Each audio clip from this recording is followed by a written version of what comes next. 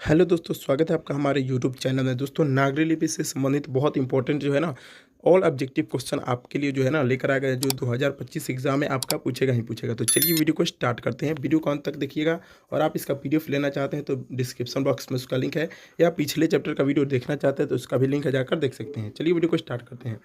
Number 1 question है, नागरी लिपि के आरंभिक लेख हमें कहाँ से मिलते हैं? पूर्वी भारत, पश्चिमी भारत, दक्षिणी भारत या उत्तरी भारत। ठीक है, तो नागरी लिपि का जो है ना आरंभिक लेख हमको जो है मिलता है वो है दक्षिणी भारत से। ऑप्शन नंबर आपका सी सही आंसर हो जाएगा। चलिए नेक्स्ट क्वेश्चन की तरफ बढ़ते हैं। बहुत इंपॉर्टेंट क्वेश्चन, वेतमा दान पात्र किस समय का है? 1920 ईस्वी, 1020 ईस्वी, 1021 ईस्वी, 1022 ईस्वी या 1023 ईस्वी। ठीक है, तो बेतवा दान पात्र जो है ना हमारा फ्रेंड्स है 1020 ईस्वी का। ऑप्शन नंबर आपका ए सही आंसर हो जाएगा।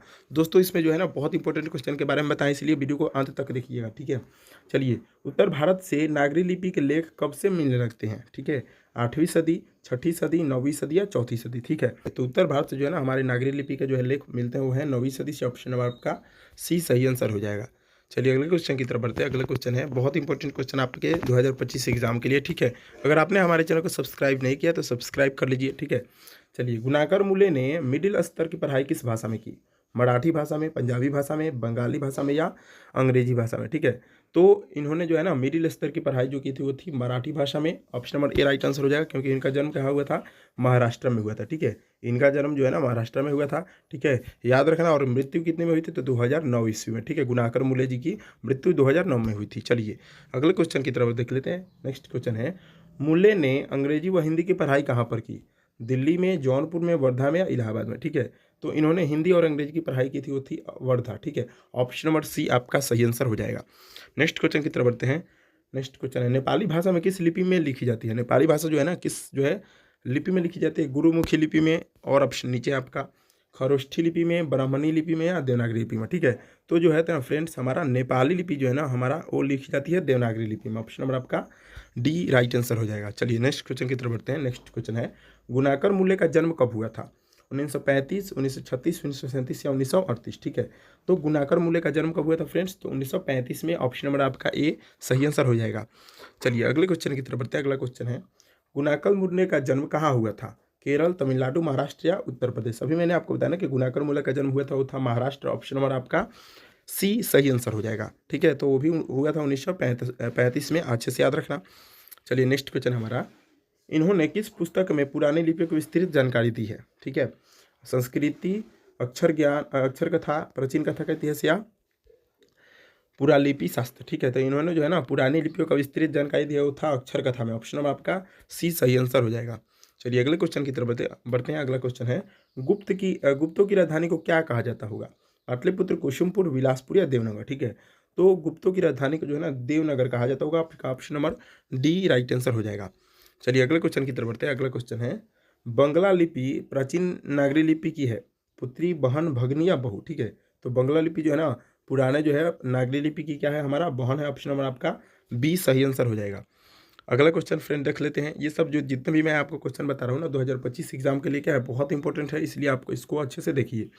केरल के शासकों द्वारा सिक्कों पर वीर केरलस्य किस लिपि में लिखी गई थी? ठीक है, नागरी लिपि में, ब्राह्मणी लिपि में, नंदी लिपि में या गुरुमुखी लिपि में? ठीक है, तो वीर केरलस्य जो है ना वो लिखा गया था हमारा नागरी लिपि में। Option number A right answer हो जाएगा। ठीक है, और राम सीता पूछ सकता है फ्रेंड्स, राम सीता का जो है ना अपने सिक्का पर कौन चित्र बनाया था? तो वो था अकबर। ठीक है, आप अच्छे से याद रखना। ठीक है, राम सीतस्य से ही कुछ लिखवाया था। ठीक है, चलिए नेक्स्ट क्वेश्चन की तरफ बढ़ते हैं। नेक्स्ट क्वेश्चन है, पहले पहले किन राजाओं के लेखों के लिपि को ही नंदी नागरी लिपि नाम दिया गया?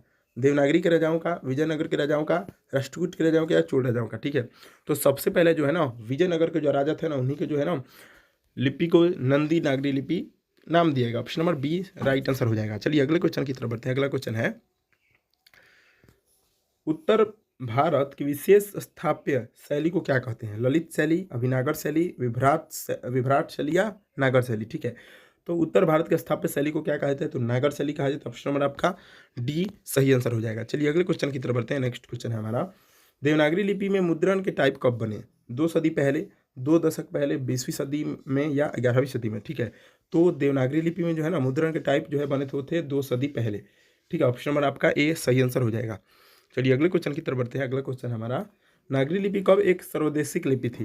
15वीं सदी में ईसा पूर्व काल में 8वीं से 11वीं सदी में या कभी नहीं, ठीक है। तो नागरी लिपि जो है ना सर्वदेशिक लिपि थी 8 से लेकर 8वीं से 11वीं सदी में। ऑप्शन नंबर आपका सी राइट आंसर हो जाएगा। चलिए अगले क्वेश्चन की तरफ बढ़ते हैं। अगला क्वेश्चन है, पहले दक्षिण भारत की नागरी लिपि क्या कहलाती थी? नंदी नागरी, और ऑप्शन नीचे है आपका कोंकण, ब्राह्मणी या सिद्धम, ठीक है। तो दक्षिण भारत की लिपि को पहले क्या कहा जाता था? सिद्धम कहा जाता था। आपका ऑप्शन नंबर डी सही आंसर हो जाएगा। चलिए अगले क्वेश्चन की तरफ बढ़ते हैं। अगला क्वेश्चन है हमारा, गुणाकर मूल्य ने विभिन्न विषयों पर कितने निबंध लिखे? गुणाकर मूल्य जो है विभिन्न अलग अलग विषय पर कितना निबंध लिखा? 1500 से अधिक, 2500 से अधिक, 3500 से अधिक या 4500 से अधिक। तो उन्होंने जो है ना विभिन्न विषयों पर 2500 से लगभग अधिक जो है निबंध लिख दिया था। ऑप्शन नंबर बी आपका सही आंसर हो जाएगा। दोस्तों ये 2025 एग्जाम के लिए ना बहुत इंपॉर्टेंट है। चलिए अगले क्वेश्चन की तरफ बढ़ लेते हैं। अगला क्वेश्चन है, भारतीय लिपियों की कहानी किनकी प्रसिद्ध रचना है? गुणाकर मूल्य, नलिन बिलोचन शर्मा, महादेवी वर्मा या सुमित्रा नंदन पंत। तो भारतीय लिपि की कहानी जो है ना गुणाकर मूल्य जी की क्या है? एक प्रसिद्ध जो है रचना है। अगले क्वेश्चन की तरफ बढ़ते हैं। अगला क्वेश्चन है, इस्लामी शासन का आरंभ कब हुआ था? 12वीं सदी में, 13वीं सदी में, 14वीं सदी में या 15वीं सदी में? तो इस्लामी शासक का जो है ना आरंभ हुआ तो था 12वीं सदी में। ऑप्शन नंबर आपका ए सही आंसर हो जाएगा। चलिए अगले क्वेश्चन की तरफ बढ़ते हैं। अगला क्वेश्चन है, गुणाकर मूल्य की मृत्यु कब हुई? 1995 में, 1999 में, 2005 में या 2009 में, ठीक है। तो गुणाकर मूल्य की मृत्यु मैंने अभी आपको बताया था कुछ क्वेश्चन पहले, 2009 में हुआ था। ऑप्शन नंबर डी आपका राइट आंसर हो जाएगा। उनका जन्म कब हुआ था? तो 1935 में हुआ था। कहाँ हुआ था? तो महाराष्ट्र में हुआ था। अच्छे से याद रखिएगा, ठीक है। चलिए अगले क्वेश्चन की तरफ बढ़ते हैं। अगला क्वेश्चन है हमारा बहुत इंपॉर्टेंट क्वेश्चन आपके एग्जाम के लिए, ठीक है। किस शासक ने अपने सिक्कों पर राम सीता की आकृति और नागरी लिपि में राम सिंह शब्द अंकित करवाए थे? भी मैंने आपको बताया, शेरशाह सूरी, हरिहर, अकबर या चंद्रगुप्त द्वितीय, ठीक है। तो वो कौन सा शासक था? तो वो था अकबर, ठीक है। अकबर ने क्या किया था? अपने जो है ना सिक्कों पर राम सिंह शब्द लिखवाया था, ठीक है, नागरी लिपि में, और राम सीता का जो है ना आकृति उस पर क्या किया था? बनवाया था। चलिए नेक्स्ट क्वेश्चन है हमारा। नेक्स्ट क्वेश्चन है, नागरी लिपि शीर्षक निबंध के निबंधकार कौन है? यानी नागरी लिपि चैप्टर को किसने लिखा है? गुणाकर मूल्य, रामचंद्र शुक्ल, डॉक्टर भोलानाथ तिवारी या बाबूराम सक्सेना। तो लिखा है वो है गुणाकर मूल्य, ठीक है। ऑप्शन नंबर ए सही आंसर हो जाएगा। चलिए नेक्स्ट क्वेश्चन की तरफ बढ़ते हैं। नेक्स्ट क्वेश्चन है, नागरी लिपि शीर्षक पाठ किस पुस्तक से लिया गया है? अक्षरों की कहानी, भारतीय लिपियों की कहानी, अक्षर कथा, इनमें से कोई नहीं, ठीक है। तो नागरी लिपि का जो है ना वो लिया गया है हमारा भारतीय लिपियों की कहानी से। ऑप्शन नंबर बी सही आंसर हो जाएगा। चलिए नेक्स्ट क्वेश्चन की तरफ बढ़ते हैं। मराठी लिपि भाषा की लिपि कौन सी है? ब्राह्मी, नंदी नागरी, देवनागरी या मराठी लिपि, ठीक है। तो मराठी भाषा की लिपि हो थी आपका देवनागरी। ऑप्शन नंबर सी सही आंसर हो जाएगा। चलिए अगले क्वेश्चन की तरफ बढ़ते हैं। टकसाल का संबंध है किससे? है सिक्कों से, अभिलेखों से, लिपि से या अनाज के ढेरों से? तो टकसाल जो था ना उस घड़ी क्या था? सिक्का के से उसका संबंध था। Option number A right answer हो जाएगा। चलिए नेक्स्ट क्वेश्चन की तरफ बढ़ते हैं। श्रवण बेलगोला स्थान का संबंध है जैन धर्म से, बौद्ध धर्म से, सिख धर्म से या वैष्णव धर्म से, ठीक है। तो श्रवण बेलगोला का जो है ना संबंध है वो है आपका जैन धर्म से। Option number A right answer हो जाएगा। चलिए नेक्स्ट क्वेश्चन की तरफ बढ़ते हैं। नेक्स्ट क्वेश्चन है, सिद्धम क्या है? अभी मैंने आपको कुछ क्वेश्चन पहले बताया, मंत्र, सिद्धम योगी, साधु या एक प्रकार की लिपि। तो सिद्धम क्या है? एक प्रकार की जो है ना आपका लिपि है। Option number D right answer हो जाएगा। चलिए नेक्स्ट क्वेश्चन की तरफ बढ़ते हैं। नेक्स्ट क्वेश्चन है, किसी देवनागरी की संज्ञा दी गई है? प्रयाग, काशी, मथुरा या उज्जैन, ठीक है। तो देवनागरी का जो है ना हमारा संज्ञा दिया गया है काशी यानी बनारस को। ऑप्शन नंबर बी सही आंसर हो जाएगा। दोस्तों ये सब जितना मैं आपको क्वेश्चन बता रहा हूँ 2025 एग्जाम के लिए ना बहुत इंपॉर्टेंट होने वाला है, इसलिए इसको आप अच्छे से क्या कीजिए देखिए, ठीक है। चलिए अगले क्वेश्चन की तरफ बढ़ते हैं। अगला क्वेश्चन हमारा है, हिंदी के आदि कवि कौन है? सर्वपाद, तुलसीदास, वाल्मीकि या निराला, ठीक है। तो हिंदी के सर्वपाद कवि है जिनका क्या नाम था फ्रेंड्स? है सर्वपाद। ऑप्शन नंबर आपका ए सही आंसर हो जाएगा। चलिए अगले क्वेश्चन की तरफ बढ़ते हैं। अगला क्वेश्चन है, अमोघ वर्ष कौन था?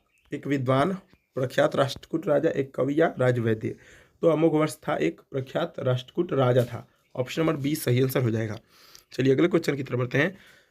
मिहिर भोज की ग्वालियर प्रशस्ति किस भाषा में है? प्राकृत, अपभ्रंश, संस्कृत या हिंदी, ठीक है। तो मिहिर भोज की ग्वालियर प्रस्तुति जो है ना हमारा संस्कृत भाषा में है। ऑप्शन नंबर क्या हो जाएगा आपका? सी सही आंसर हो जाएगा। चलिए अगले क्वेश्चन की तरफ बढ़ते हैं। बेतमा कहाँ है? इंदौर के पास, इलाहाबाद के पास, पुणे के पास या पटना के पास? तो बेतमा जो है ना हमारा है इंदौर के पास। ऑप्शन नंबर आपका जो है ए सही आंसर हो जाएगा।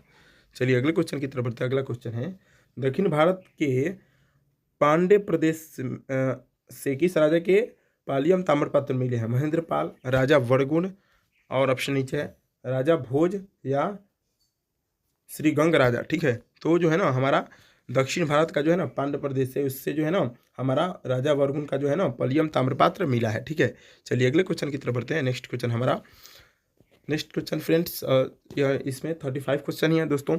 अगर आपको वीडियो अच्छी लगे तो वीडियो को जो है ना लाइक जरूर कर दीजिएगा। ठीक है, और चैनल पर नए हो तो चैनल को जो है ना सब्सक्राइब जरूर कर दीजिएगा, क्योंकि जो है ना सब्सक्राइब करने में एक भी पैसे नहीं लगते हैं दोस्तों। मिलते हैं नेक्स्ट वीडियो में।